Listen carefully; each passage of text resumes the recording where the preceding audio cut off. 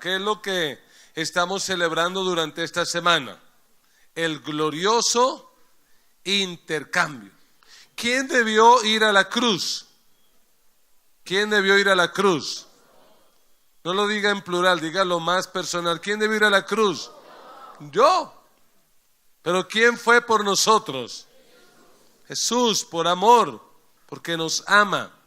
Y ese es el mensaje que a usted que viene por primera vez queremos que le quede claro. No estamos celebrando una tradición, no estamos celebrando unos ritos o cosas por el estilo. Estamos celebrando la victoria de Cristo. Porque ese Cristo que murió, al tercer día resucitó y se levantó de la tumba y vive por los siglos de los siglos. A Él es al que queremos celebrar. Por eso mañana tenemos reunión 8 de la mañana, 5 de la tarde, para que usted pueda traer a algún amigo, a algún invitado, a algún familiar que usted sabe necesita conocer del Señor. Necesita el Evangelio. ¿Qué es lo que el ser humano tiene que hacer? ¿Tiene que hacer buenas obras para salvarse? ¿Qué es lo que pide Dios de nosotros? Fe. Únicamente que creamos, que depositemos nuestra fe en Él, que no sigamos tratando de ganarlos la salvación, porque ¿sabe cuándo nos la vamos a ganar? Nunca. Dios sabía que no la podíamos pagar, por eso ¿sabe lo que hizo? Nos la regaló, nos regaló la salvación en Cristo allá en la cruz del Calvario. Amén, gloria a Dios. Quiero compartir una palabra para sellar todo esto que hemos desarrollado durante la reunión, que a mi parecer ha sido muy lindo y muy significativo. A mí me parece que lo que Dios ha hecho hoy en nosotros ha sido muy, pero muy importante. Y estaba pensando en la palabra y pensaba que en el mundo hay personas de las cuales se creería nunca iban a triunfar. Personas que se pensaba lo que les esperaba era el fracaso. Por ejemplo, Lionel Messi. ¿Sabía usted que él sufre de un síndrome de Asperger?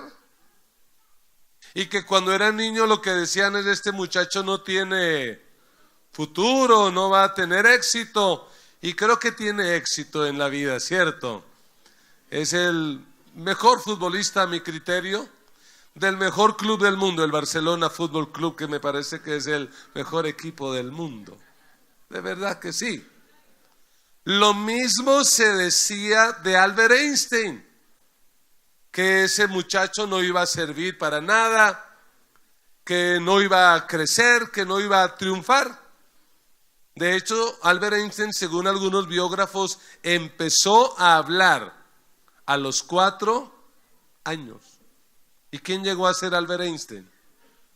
Un genio, literalmente. Personas como Walt Disney. A Walt Disney lo echaron de sus empleos.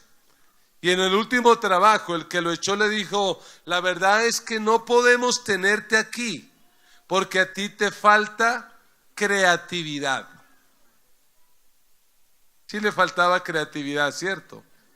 Oiga, eran personas que la sociedad decía nunca van a triunfar, y sin embargo, triunfaron. Pero hoy quiero hablar de un hombre que cuando uno piensa en los privilegios que tuvo, uno pensaría: ese hombre nunca va a fracasar. Y sin embargo, fracasó. Imagínese usted el privilegio de caminar con Jesús durante 3 años. 3 años caminando con el Señor. 3 años teniendo un contacto directo y personal con Él. 3 años escuchando el mensaje del reino de Dios de la boca del mismo Dios encarnado. Como si fuera poco, fue parte del equipo de Jesús, de los 12. Pudo ver milagros, pudo ver cosas que algunos de nosotros anhelaríamos ver. Como si fuera poco, fue el tesorero, el que manejaba las riquezas, las finanzas del ministerio de Jesús. Estamos hablando de Judas. Cualquiera que hubiera pensado en Judas diría, no va a fracasar. Y sin embargo, ¿qué pasó? Fracasó. Y yo quiero hablar en esta tarde de una palabra que he titulado ¿Cómo evitar el fracaso espiritual? ¿Cuántos queremos evitar el fracaso espiritual? ¿Cuántos de verdad queremos evitar el fracaso espiritual? Y una pregunta que se ha hecho la cristiandad a lo largo de estos 2000 años, la pregunta que nos hemos hecho una y otra vez es: ¿por qué Judas traicionó a Jesús? ¿Por qué Judas terminó mal? Si tenía todo para poder triunfar, ¿por qué fracasó? Hoy deberíamos de estar en Semana Santa leyendo algún evangelio que hubiera escrito Judas, o alguna carta, o hablando bien de él. Pero él lo que hace es traicionar a Jesús. ¿Y por qué lo hizo? Vamos a la palabra de Dios. Evangelio de Juan, capítulo 13, versículo 18. Capítulo 13 de Juan, versículo 18. Juan 13, 18. Estas palabras son lo que Jesús dice durante la última cena. Jesús anuncia que uno de sus discípulos, uno de los más cercanos, lo va a traicionar. Y mire lo que dice aquí: no hablo de todos vosotros, yo sé a quienes he elegido, mas para que se cumpla la escritura, el que come pan conmigo levantó contra mí su calcañar. Primera respuesta: ¿por qué Judas traicionó a Jesús? Y ese texto dice, porque así estaba escrito. En el versículo 27 del capítulo 13, la Biblia dice que en esa última cena Jesús le da un bocado a Judas. Y dice el texto bíblico, y después del bocado, Satanás entró en él. Entonces Jesús le dijo, lo que vas a hacer, hazlo más pronto. Segunda respuesta: ¿por qué Judas traicionó a Jesús? Porque Satanás entró en él. Cuando uno mira estas dos posibles respuestas, lo que uno llega a tener es algo así como consideración con Judas. Casi que uno llega a decir, oiga, pobrecito, Judas fue una víctima. ¿Por qué? Porque así estaba escrito. Es decir, como que a uno le viene a la cabeza, no tenía opción. ¿Y cuál es la otra respuesta? Satanás entró en él. Pero la verdad es que cuando uno lee la Biblia, uno tiene que entender que Judas fracasó, no porque Dios así lo hubiera determinado. Judas fracasó por decisión propia, por decisión personal. ¿Y por qué le quiero compartir a usted esta palabra en esta hora? Porque yo no quiero que usted termine como Judas. Y dígale a alguien, no vamos a terminar como Judas. no vamos a terminar como ¿quién? Como Judas. ¿Cuántos quieren evitar el fracaso espiritual?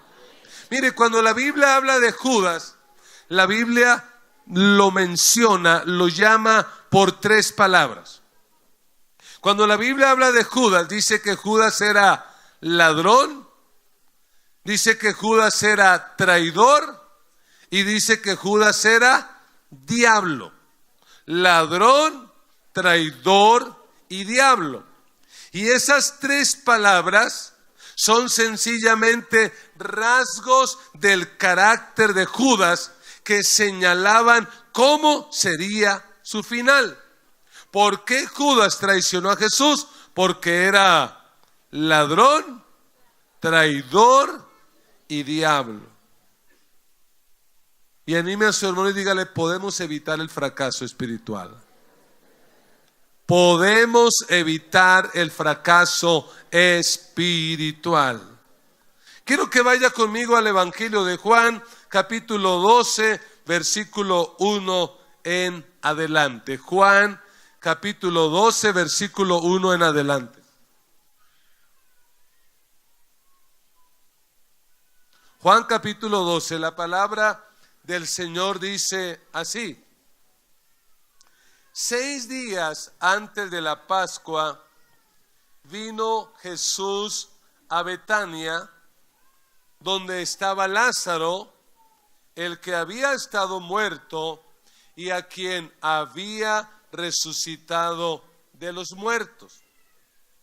Y le hicieron allí una cena. Marta servía y Lázaro era uno de los que estaban sentados a la mesa con él. Entonces María tomó una libra de perfume de nardo puro de mucho precio y ungió los pies de Jesús y los enjugó con sus cabellos, y la casa se llenó del olor del perfume. Versículo 4. Y dijo uno de sus discípulos, ¿quién? Judas Iscariote, hijo de Simón, el que le había de entregar. ¿Qué dijo Judas?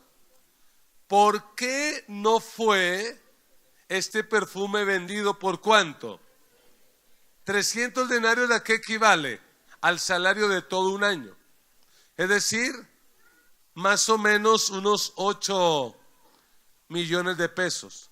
¿Cuántos de aquí usan perfume de 8 millones de pesos? Bajen la mano. Yo me los imagino comprando el perfume de revista y ojalá que esté en oferta, ¿no? Y se compra ese y procura que le dure todo el año. Y tiene que durar todo el año. 300 denarios. Este hombre dice, ¿por qué no fue este perfume vendido por 300 denarios y dado a los pobres? Pero dijo esto no porque se cuidara de los pobres, ojo, sino porque ¿qué era Judas? ¿Cuántos años lleva Judas caminando con el Señor? 3 años. ¿Y qué sigue siendo Judas todavía? Sigue siendo ladrón. No ha habido un cambio, no ha habido una transformación. Tan cerca de Jesús, pero su carácter no ha cambiado. Su naturaleza sigue siendo exactamente la misma. Un ladrón. Judas era sencillamente un ladrón. Por eso cuando Judas ve que a Jesús le dan semejante ofrenda, un perfume tan costoso, ¿qué dice él?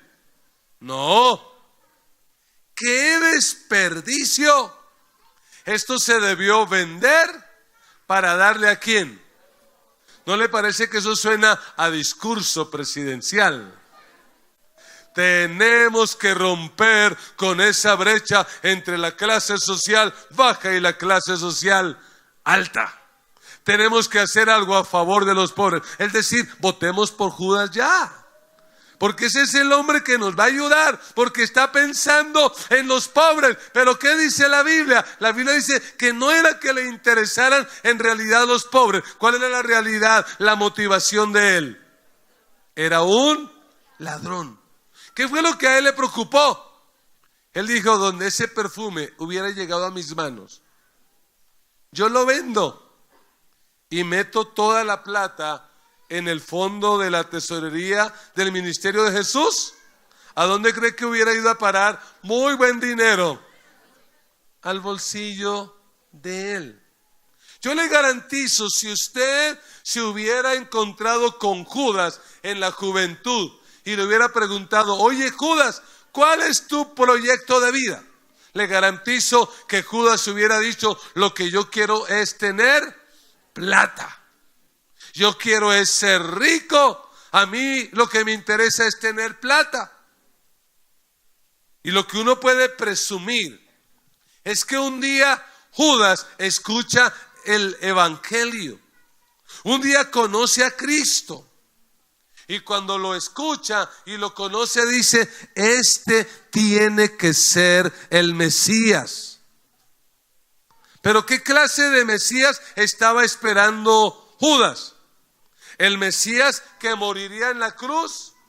No. El Mesías que todo el mundo esperaba. Un Mesías político. Un Mesías guerrero.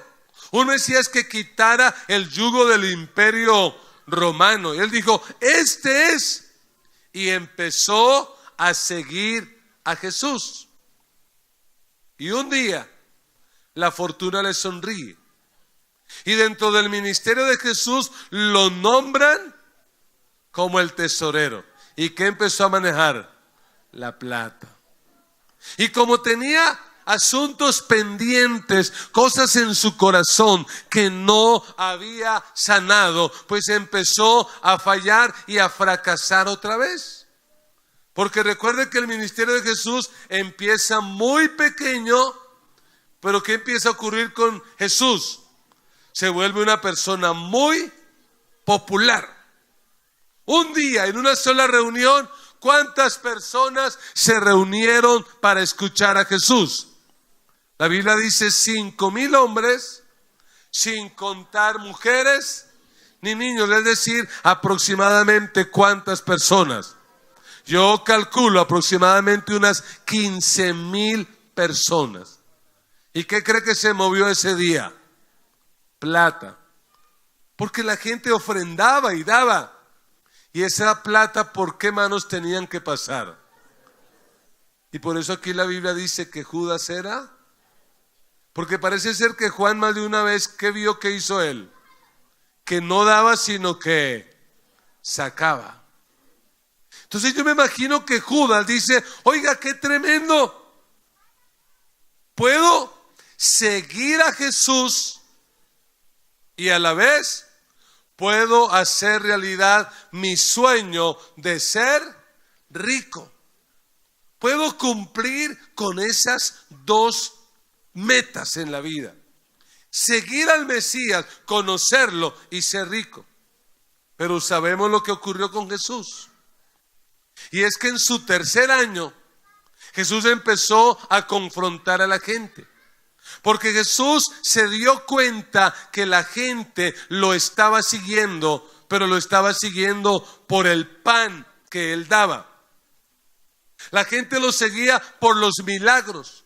La gente lo seguía por motivaciones equivocadas. Así que Jesús decide confrontar a la multitud. Y al confrontarla, ¿qué pasó con la multitud? La multitud se empezó a ir. Se fueron. Y yo quiero que usted se imagine a Judas escuchando a Jesús y viendo cómo la multitud se empezaba a ir y ya no seguía al Señor. ¿Qué cree que dijo Judas? Se me dañó el negocio. Por eso Jesús un día los confronta. Y la confrontación es, bueno, si alguno de los que está aquí se tiene que ir, pues también que se vaya. A mí me parece que Judas dijo, está bien, yo me voy, pero no me voy a ir con las manos vacías. Yo me voy, pero a mí me tienen que indemnizar. Yo he trabajado durante 3 años para el ministerio de Jesús y a mí me tienen que indemnizar. ¿Cuál fue el resultado? Judas terminó vendiendo a Jesús por 30 piezas de plata. Por eso lo primero que quiero que quede en su corazón es que si usted quiere evitar el fracaso espiritual, lo primero que tiene que hacer es combatir las ambiciones desmedidas. Yo dije que tiene que combatir las ambiciones desmedidas. Eso nos tiene que llevar a preguntarnos, ¿por qué sigo a Jesús? Porque en un país como Colombia, mucha gente está siguiendo a Jesús. Pero la pregunta que uno tiene que hacerse es, bueno, ¿y la gente por qué está siguiendo a Jesús? ¿Por qué lo seguimos? Porque lamentablemente hoy se está predicando un evangelio falso. Y es el evangelio de la prosperidad. ¿Y qué es lo que ofrece el evangelio de la prosperidad? Que si usted sigue a Cristo, usted se va a enriquecer, sus problemas se le van a acabar y todo va a salir bien. Es decir, pare de sufrir. Déjeme decirle, ese no es el evangelio de Jesucristo. Usted y yo tenemos que seguir a Cristo, no porque Él nos prospere, no porque Él nos sane. Tenemos que seguir a Cristo porque Él ocupó el lugar que tú y yo deberíamos haber ocupado en la cruz, porque Él pagó el precio por nuestros pecados. Por eso tenemos que seguir a Cristo. ¿Sí, amén o no amén? Así que dígale a su hermano, tenga cuidado con las ambiciones desmedidas. Tenga cuidado con seguir a Jesús por motivaciones equivocadas.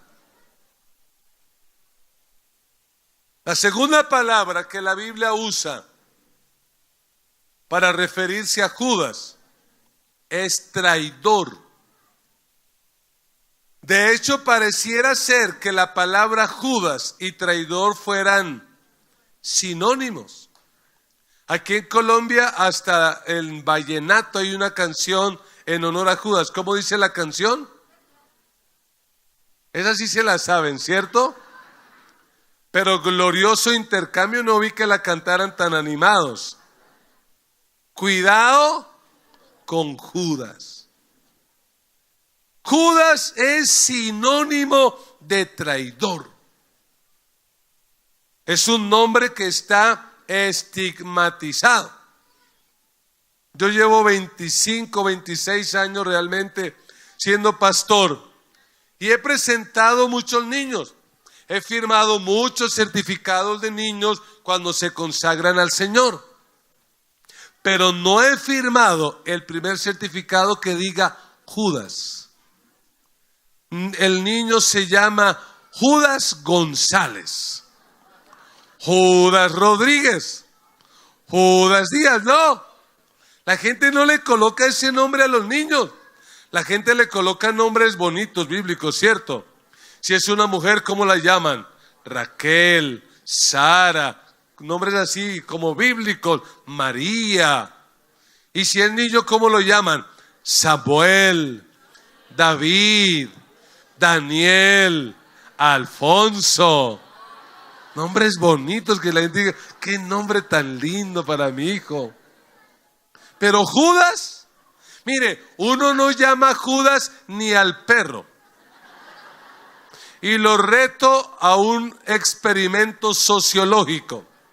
La próxima vez que tenga un perro, póngale Judas. ¿Sabe qué va a hacer ese perro? Se ahorca. Porque todos los Judas terminan ahorcados.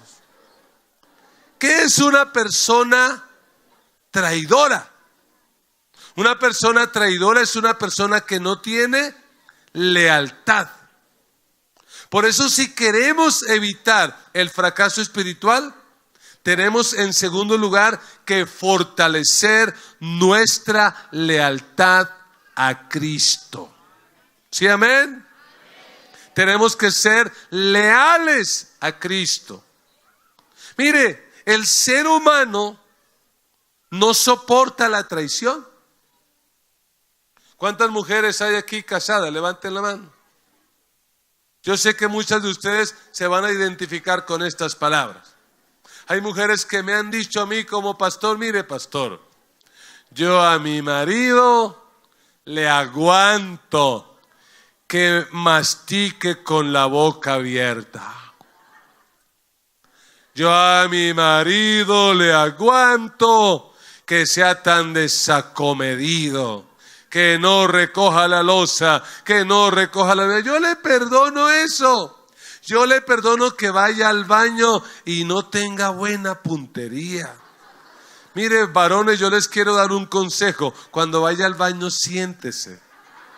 Médicamente está comprobado que eso le ayuda a prevenir problemas de próstata y problemas de hogar. Yo he escuchado mujeres que dicen: mire, pastor, yo le perdono eso, pero hay algo que no le voy a perdonar. ¿Y qué es?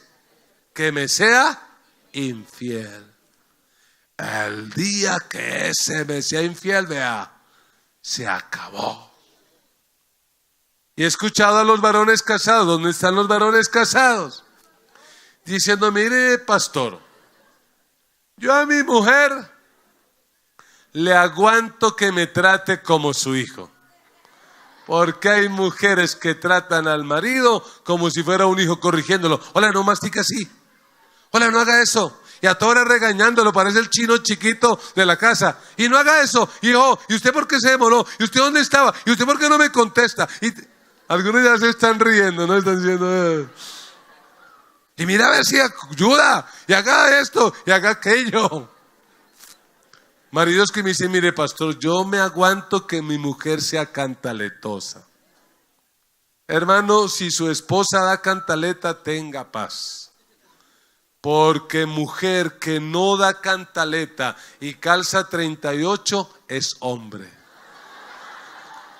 Pero mujer que se respeta, da cantaleta. Y yo he escuchado hombres que dicen: mire, yo me aguanto que mi mujer me trate así, como si yo fuera su niño, que me quiera educar. Yo me aguanto que me dé cantaleta, pero el día que me sea infiel... Mire, yo he visto parejas que han llegado a la iglesia y han tenido que trabajar muy fuerte por el asunto de la infidelidad. Y la Biblia dice aquí que Judas le fue infiel, lo traicionó. Mire un pasaje paralelo que está en Mateo 26, 21. Evangelio de Mateo, capítulo 26, versículo 21.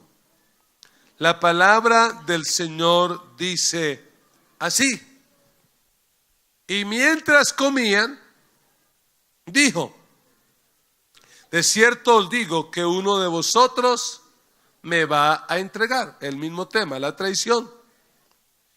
Y entristecidos en gran manera, ojo, comenzó cada uno. ¿Qué significa eso de cada uno? Uno por uno. Comenzó cada uno de ellos a decirle. ¿Qué empezaron a decir? Soy yo Señor. Así que podemos imaginarnos esa escena.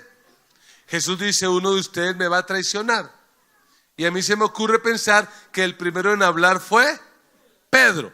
¿Y qué dijo Pedro? ¿Soy yo, Señor? Probablemente Juan, Jacobo, ¿soy yo, Señor? Y uno por uno fueron expresando lo mismo: ¿soy yo, Señor? Versículo 23. Entonces él, respondiendo, dijo, oiga esta respuesta: el que mete la mano conmigo en el plato, ese me va a entregar. Y para que usted tenga una idea, la comida era una comida comunitaria. Es decir, ¿quién metía la mano en el plato? Entonces, ¿qué cree que dijeron todos? Es como que usted se va a ver un partido de la Selección Colombia y mete allí en una olla bien grande maíz pira con patacones y salchichas y dice: uno de ustedes me está traicionando. ¿Quién? El que mete la mano conmigo en el maíz pira. Pues todos, denos una clave más clara. Versículo 24 dice, a la verdad el Hijo del Hombre va según está escrito de él. Mas ay de aquel hombre por quien el Hijo del Hombre es entregado. Bueno le fuera a ese hombre, que le hubiera sido mejor a Judas no haber nacido. Lo mejor para Judas hubiera sido no haber nacido. Versículo 25. Entonces, respondiendo Judas, el que le entregaba, ¿qué dijo? ¿Soy yo, maestro? ¿Y cómo dijeron los demás? ¿Dijeron lo mismo? El resto del grupo, ¿cómo preguntaron? ¿Soy yo, Señor? Pero este dice, ¿soy yo, maestro? Y cualquiera pensaría, pastor, es cuestión de formalismo. Da lo mismo llamar Señor o maestro. Pero en el contexto oriental no. Cuando esto ocurre en el Imperio Romano, que es el imperio dominante, existe lo que se llama el culto al emperador. Todo el Imperio Romano está obligado a rendirle culto al emperador. Y cuando dos ciudadanos romanos se encontraban, ¿sabe cuál era el saludo? El César es el Señor. De hecho, por eso la iglesia años más tarde empieza a ser perseguida. ¿Por qué? Porque cuando un romano se encontraba con un cristiano, el romano saludaba y decía, el César es el Señor. ¿Y qué decía el cristiano? No, el César no es el Señor, Jesucristo es el Señor. Solo Cristo es el Señor. Porque la palabra Señor viene del griego Kyrios. Y Kyrios significa amo. Kyrios significa jefe. Kyrios significa soberano.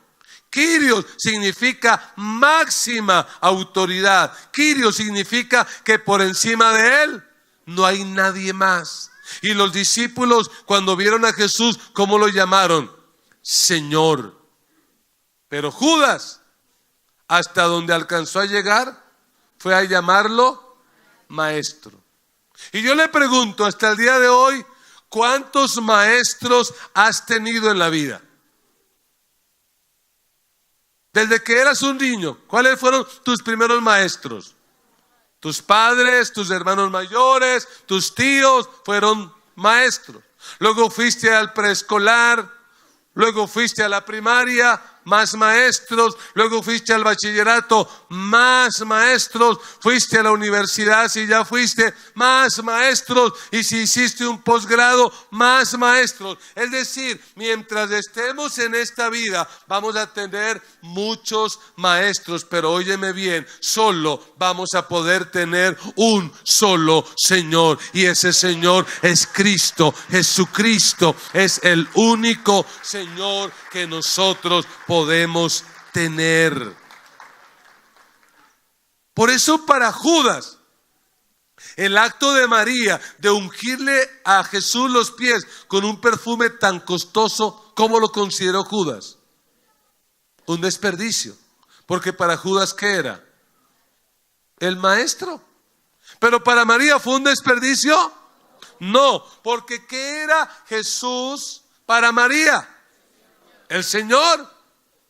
Y lo consideraba tan digno que ¿a dónde le aplicó el perfume? Oiga, dijo, este perfume es tan poca cosa que no justifica que se lo aplique en la cabeza, en el cuello, escasamente toca en los pies. Escúchame, cuando Jesús no es el Señor, lo vamos a terminar traicionando. Y tenemos que entender que Jesús, para ti y para mí, tiene que ser más que un milagrero, más que un salvador, más que un resuelve problemas, Jesucristo tiene que ser para nosotros el Señor. Cuando Él no es el Señor, fácilmente lo vamos a traicionar y lo vamos a cambiar por otro amor. ¿Para cuántos Jesucristo es el Señor? Dele un aplauso a Jesucristo y dígale a Jesucristo: tú eres mi Señor, dígalo. Mire en el Evangelio de Juan, capítulo 6, versículo 66. La Biblia dice que el día que Jesús decidió confrontar a la multitud que lo seguía, la Biblia dice: desde entonces muchos de sus discípulos volvieron atrás y ya no andaban con él. Dijo entonces Jesús a los 12: ¿queréis acaso iros también vosotros? Le respondió, ¿quién respondió? ¿Y qué dijo Simón Pedro? Señor, ¿a quién iremos? Tú tienes palabras de vida eterna. Y nosotros hemos creído y conocemos que tú eres el Cristo, el Hijo del Dios viviente. Oiga, Pedro con todos sus errores, pero cuando Jesús los confronta, ¿qué dice Pedro? ¿Pero a quién iremos? ¿Y cuál debería ser la respuesta nuestra frente al Señor? Igual. Oye, que Jesús no me sanó. Igual, lo voy a seguir sea que me sane o no me sane. Que Jesús no me prosperó. Igual, si me prospera lo sigo, y si no me prospera, de igual manera lo sigo. Si me arregla el hogar, lo sigo, y si no me lo arregla, lo sigo. Si me prospera o no me prospera, lo voy a seguir, porque Jesús ya hizo lo que tenía que hacer. Lo más grande y lo más especial ya lo hizo en la cruz del Calvario, y esa es razón más que suficiente para seguir a Cristo. Vamos a seguir a Cristo, pase lo que pase, venga lo que venga. ¿Sí, amén? Y la otra palabra con la que la Biblia se refiere a Judas es diablo. Mira allí, Juan capítulo 6, versículo 70. Juan 6, 70. Jesús le respondió: no os he escogido yo a vosotros los 12, y uno de vosotros es diablo. ¿Cómo lo llamó? Diablo. Y si terminara el texto ahí, uno diría: ¿de quién estaba hablando? Pero Juan, que era como experto en echar al agua a la gente, porque Juan dice: pero eso lo dijo no porque se preocupara de los pobres, sino porque era ladrón. Y aquí vuelve y lo echa al agua, y ¿qué dice? Versículo 71. Hablaba de Judas Iscariote, hijo de Simón, porque este era el que le iba a entregar, y era uno de ¿qué? Oiga, qué terrible. Jesús llamó a Judas diablo. Y tenemos que entender algo: el nombre propio de nuestro adversario no es diablo. El nombre propio de nuestro enemigo se llama Satanás. Diablo es algo así como un apodo. Y cuando Jesús dice que Judas es diablo, porque no dice Judas es como el diablo o Judas parece el diablo. No, ¿qué dice? Judas es diablo. Tenemos que entender qué quiso decir Jesús. Y la Biblia es su propio intérprete. Y por eso vamos a ir a la segunda carta a los Corintios, capítulo 11, versículo 13. Segunda a los Corintios 11, 13. Vamos a leer estos 3 versículos y usted se va a fijar en la palabra que se repite una y otra vez en cada uno de estos versículos. La palabra del Señor dice de la siguiente manera: porque estos son falsos apóstoles, obreros fraudulentos que se disfrazan como apóstoles de Cristo. En la época de Pablo habían falsos apóstoles. ¿Y será que hoy hay falsos apóstoles? Que no nos quepa la menor duda. Me dan ganas de hablar de eso, pero no lo voy a hacer. Pero allí dice que habían falsos apóstoles. ¿Y cómo se conocía un falso apóstol? Porque se disfrazaba como apóstol de Cristo. Versículo 14 dice: y no es maravilla, porque el mismo Satanás, ¿qué hace Satanás? Se disfraza como ángel de luz. Versículo 15.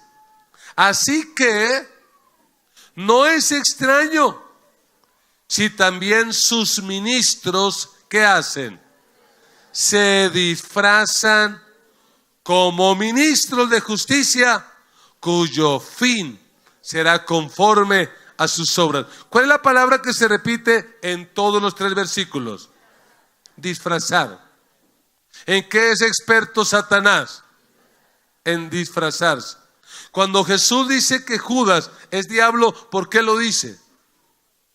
Porque Judas fue experto en disfrazarse.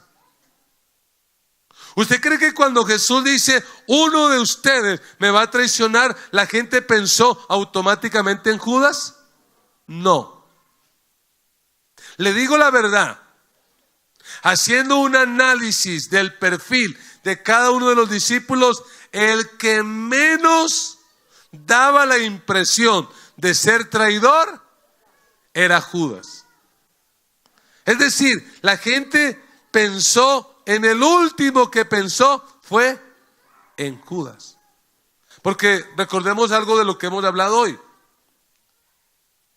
Cuando Judas ve el perfume que le aplican a Jesús y dice: esto se debió vender para ayudar a los pobres. ¿Qué apariencia presenta?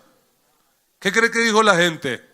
Uy, ese es el candidato que necesitamos, el que va a quitar con esas brechas sociales. Él tenía una buena apariencia. Hasta el final nadie sospechó de Judas. Vamos a terminar donde empezamos. Juan capítulo 13. Vuelva a Juan capítulo 13, versículo 21. Juan 13, 21.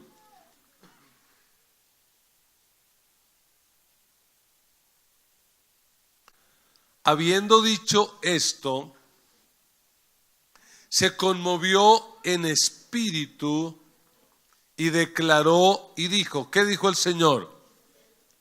De cierto os digo que uno de vosotros me va a entregar. Versículo 22. Entonces los discípulos, imagínense la escena, se miraban unos a otros y ¿qué más dice? Dudando de quién hablaba. Es decir, cuando Jesús dice esas palabras, se miran y dicen, pero ¿de qué está hablando? ¿Quién lo va a traicionar? Y como que miraban y decían, eso es absurdo. No, dudaban. Y yo le pregunto, si usted hubiera estado allí en la última cena, como testigo de excepción, con su celular ahí grabando. Aquí estamos desde el aposento alto grabando la última cena. Jesús acaba de decir que uno de sus discípulos lo va a traicionar. ¿Usted en quién hubiera pensado? ¿Usted en quién hubiera pensado? Dígame la verdad. Candidato número 1, ¿cuál hubiera sido? Pedro. Eso es Pedro. Claro, como la otra vez Jesús lo confrontó porque metió la patota. ¿Y qué le dijo el Señor Jesús a Pedro? Apártate apártate de mí, Satanás. Uy, claro, ese Pedro no ha perdonado. Pedro no perdona. Pedro no ha sanado esa herida y ahí está cargado. Y además mire cómo viene Pedro. ¿Cómo fue Pedro ese día a la última cena? Con espada. Todavía cargaba machete, ¿no? 3 años y todavía tenía sus cositas. Oiga, los discípulos de ese tiempo y nosotros no hay mucha diferencia. Otro candidato, ¿quién cree que hubiera sido? ¿Sabe quién? Simón el celote. Los celotes eran un grupo guerrillero de esa época. Y Simón era un desmovilizado. Así que yo creo que alguien dijo, claro, eso es Simón. Ese procesito de paz a mí nunca me convenció. Mire, ¿cuál desmovilizado? Ese Simón es el traidor. Otro hubiéramos podido pensar en Juan y Jacobo. Porque esa gente era medio de derecha, ¿cierto? Y fueron un día por allá a evangelizar en un pueblo y no lo recibieron. ¿Y qué dijeron ellos? Que caiga fuego del cielo. Si no se convierten, los matamos.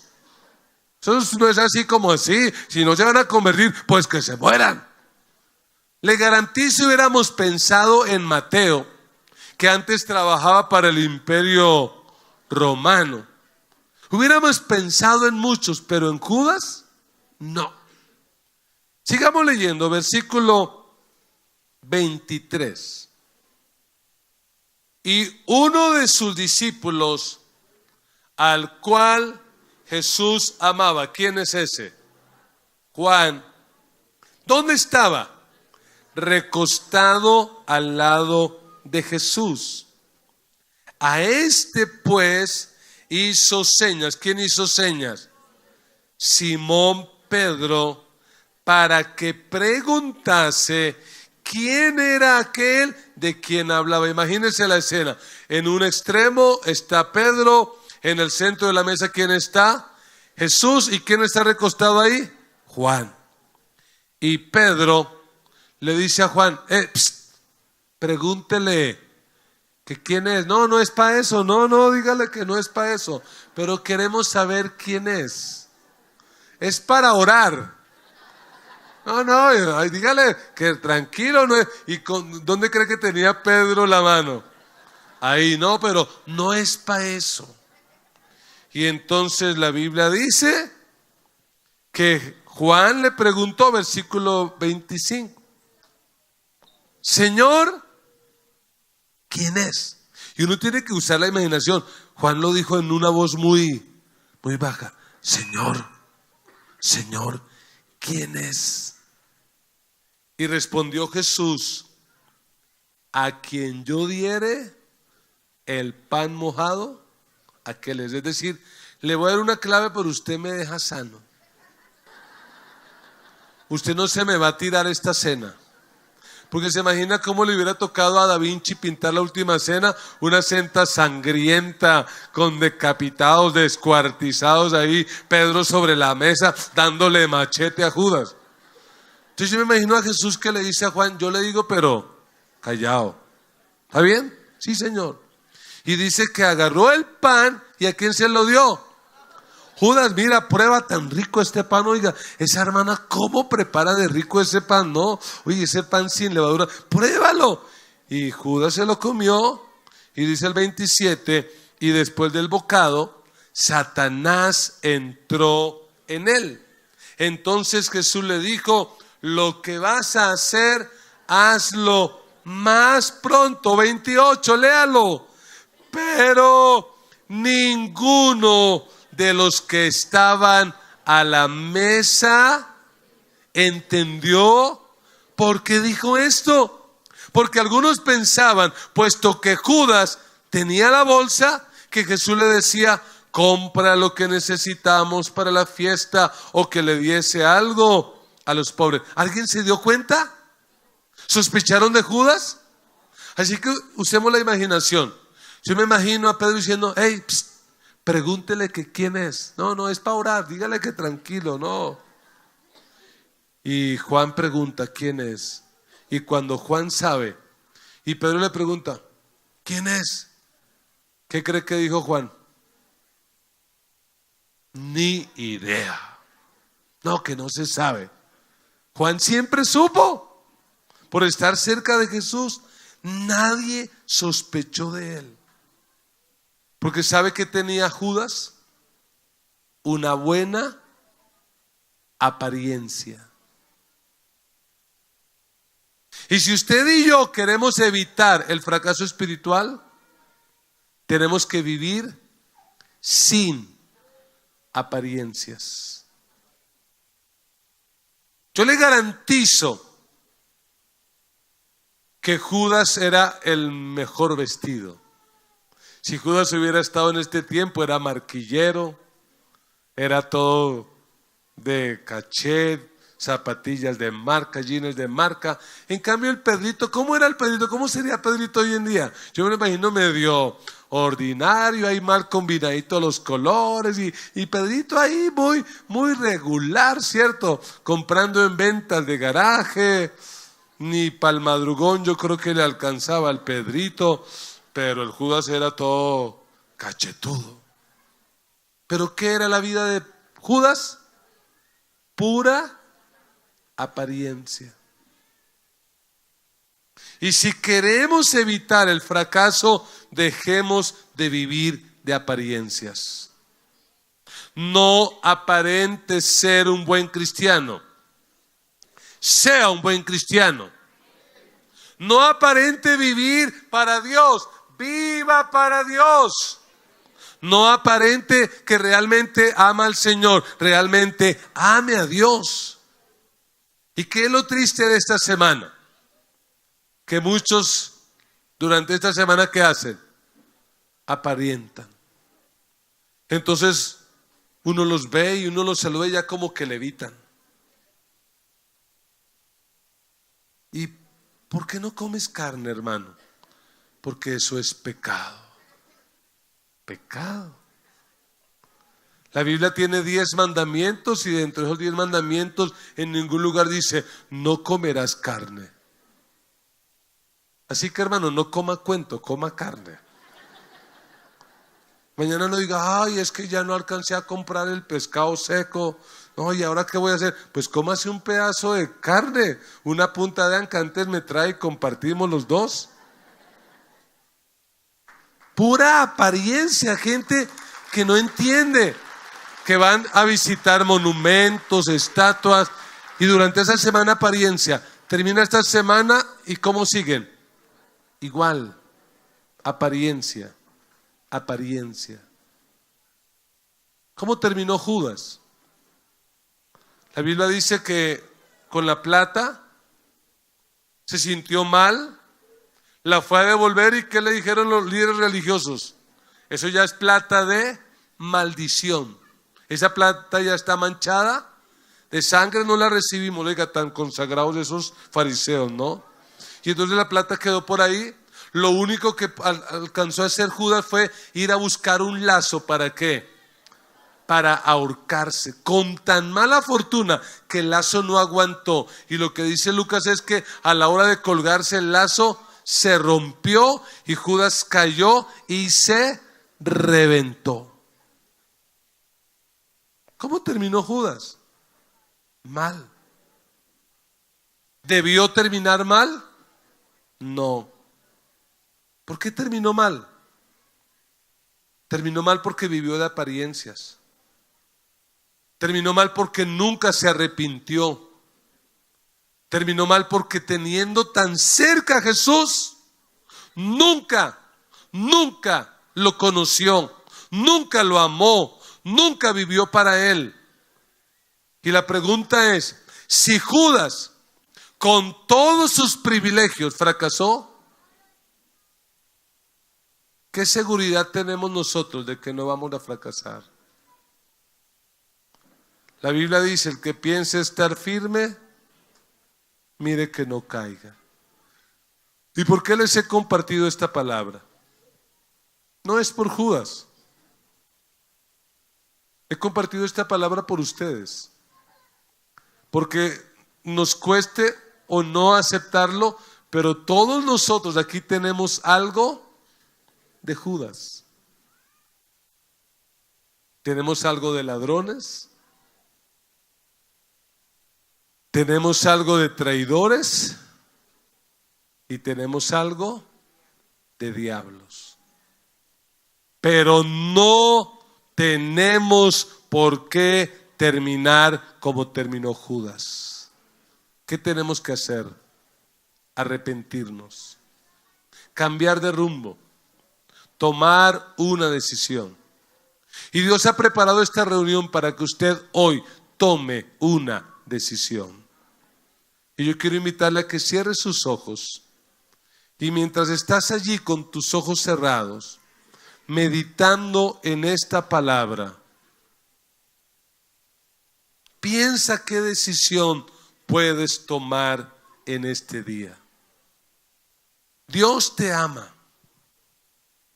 Dios te ama tanto que envió a su único hijo para que ocupara el lugar tuyo y el lugar mío. Lo único que pide Dios de nosotros es que tomemos una decisión y que decidamos aceptar a Cristo. Que dejemos de estar tratando de ganar la salvación por nuestro propio esfuerzo y reconozcamos que la salvación llega cuando libremente decidimos entregarle nuestra vida a Cristo. Mientras la iglesia está reflexionando, orando, pensando en esta palabra, yo le quiero hacer una invitación a los amigos que están aquí. Mi amigo, no es casualidad que estés aquí. Dios preparó esta reunión para ti. Dios preparó todo esto para que tú tomes hoy una decisión. ¿Qué vas a hacer? ¿Vas a aceptar a Cristo o lo vas a rechazar? ¿Cuál será la decisión que tomarás en este día? ¿Cuál será la decisión que tomarás hoy? ¿A qué te comprometerás hoy? Yo te quiero invitar a que le entregues tu vida a Jesús. Que le digas al Señor: Señor, yo no quiero terminar como Judas. Yo no quiero fracasar en la vida. Yo quiero terminar mi vida y la quiero terminar bien. Yo quiero hacer las cosas bien. Yo quiero que mi vida sea lo que tú quieres, que mi vida cumpla el propósito que tú estableciste para mí. Quiero ver la mano levantada de los amigos que dicen: pastor, ore por mí. Yo hoy quiero tomar esa decisión. No es una invitación a cambiar de religión, es a cambiar de vida. Dios te bendiga, Dios te bendiga, Dios te bendiga. Es una invitación a aceptar lo que Cristo hizo por ti. Tenga su manito allí levantada y con todo el corazón, con toda la sinceridad de su vida, repita conmigo esta oración. La iglesia está orando. Diga conmigo: Padre Celestial, en esta noche yo reconozco que soy pecador. He hecho lo malo. Me arrepiento y te pido perdón. Señor Jesús, gracias por morir en la cruz por mis pecados. Gracias por derramar tu sangre, por ocupar mi lugar. Gracias por ese glorioso intercambio. Te entrego mi vida. Cámbiala, transfórmala. Te entrego mi vida. Haz de mí la persona que tú quieres que yo sea. Amén y amén. Damos un aplauso al Señor por la vida de nuestros amigos, por la vida de cada uno de los que hoy toman esta decisión. Y en tanto que la iglesia se coloca de pie, yo quiero invitar a los amigos que nos visitan a salir a los pasillos, subir con estos hermanos que tienen un chaleco azul. Aquí en el segundo piso tenemos una atención especial para todos los amigos. Así que por favor vayan, suban, permítanos atenderlos. Será cuestión de 3, 5 minutos Queremos compartir un refrigerio, orar por usted, compartir una literatura. Queremos ayudarle en su vida cristiana, en su caminar con Dios. ¿Y cuántos vamos a tomar buenas decisiones? Dígale al que está a su lado: no vas a terminar como Judas. No vamos a terminar así. Pero tenemos que decidir. ¿Qué decisiones deberíamos tomar frente a esta palabra? ¿Qué decisión? Una decisión es seguir a Jesús de manera desinteresada. Algunos llegan a veces a la iglesia diciendo: Dios, si tú me sanas, te sigo. Si tú me prosperas, te sigo. Si haces un milagro en mi vida, te sigo. ¿Será una buena motivación? No. Hay que decirle: Señor, te voy a seguir por lo que ya hiciste. Por eso que hiciste en la cruz, te voy a seguir el resto de mi vida. Así no hicieras nada más por mí, te voy a seguir. Segunda decisión que debemos tomar es de ser fieles a Él. Que nos vino la abundancia, que Dios nos prosperó. ¿Cómo vamos a estar? Fieles. Que nos vino la enfermedad. Fieles. Que el mundo se nos desbarató. Fieles. Fieles. Y la tercera decisión, ¿cuál es? Vivir sin apariencias. ¿Cuántos aquí todavía fallan, pecan, se equivocan? Levanten la mano. ¿Qué pide Dios de nosotros? ¿Que seamos perfectos? Recuerde, la salvación no es por lo que uno hace, es por lo que Jesús hizo. ¿Vas a fallar en la vida cristiana? Muchas veces. Y cuando eso suceda, ¿qué tienes que recordar? Señor, es por lo que tú hiciste en la cruz. Ayúdame a seguir adelante. Voy a seguirte, Señor. Ayúdame. La Biblia dice: el que encubre sus pecados no prospera, pero el que los confiesa y se aparta alcanza misericordia. Levante sus manos y hable con Dios y dígale al Señor con sus propias palabras: ¿qué decisión toma?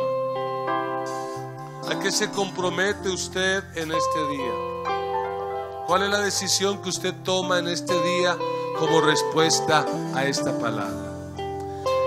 Señor, te agradecemos en esta hora por hablar a nuestras vidas, porque probablemente esta es una palabra de advertencia, probablemente es una voz que nos está advirtiendo de peligros, porque si Judas, con todos los privilegios que tuvo y fracasó, nosotros también tenemos mucho riesgo. Señor, pero queremos pedirte que nos ayudes. No nos permitas fracasar, no nos permitas fallar, no nos permitas, Señor, ayúdanos a mantenernos fieles a ti, a mantenernos íntegros delante de ti. Señor, tú sabes cuáles son nuestras luchas, tú sabes cuáles son nuestras batallas, tú sabes cuáles son nuestras crisis, nuestros problemas, nuestras dificultades. Tú sabes, Señor, de qué cosas tenemos nosotros necesidad. Por eso te rogamos que nos ayudes. Señor, ayúdanos. Ayúdanos a seguirte motivados por lo que ya hiciste, a seguirte motivado por tu obra en la cruz, a seguirte, Señor, sencillamente motivados porque ya pagaste el precio de tu sangre para salvarnos y para darnos el perdón y la vida eterna. Señor, guárdanos de seguirte por prosperidad, por éxito, por salud. Señor, y ayúdanos a ser fieles en todo momento, a ser fieles cuando viene la tentación, cuando viene el enemigo, a ser fieles cuando viene la prueba, pero a ser fieles cuando viene la bendición, a ser fieles siempre, fieles cuando nos ven y cuando no nos ven, Señor. Ayúdanos, oh Dios, por favor, a vivir sin apariencias. Si hay algo que tú aborreces, es la hipocresía. Ayúdanos a no ser hipócritas, a no usar máscaras, a no ocultar la realidad de nuestra vida, a asumirla con sinceridad, a reconocer que somos frágiles, humanos, fallamos y que te necesitamos. Señor, muchas gracias por ocupar nuestro lugar en la cruz. Y hoy nos comprometemos a vivir para ti, a consagrar nuestra vida para ti. Y con esta canción, Señor, queremos sellar nuestro compromiso. Un compromiso de consagrarnos, un compromiso de vivir para ti, Señor. Un compromiso de hacer tu voluntad, de honrarte a ti, de adorarte a ti, de exaltarte a ti. Alabado sea tu nombre, Jesús. La gracia de nuestro Señor Jesucristo, el amor de Dios nuestro Padre y la comunión del Espíritu Santo sea sobre cada uno de ustedes. Y con gozo decimos amén, amén. Dios les bendiga, Dios les guarde.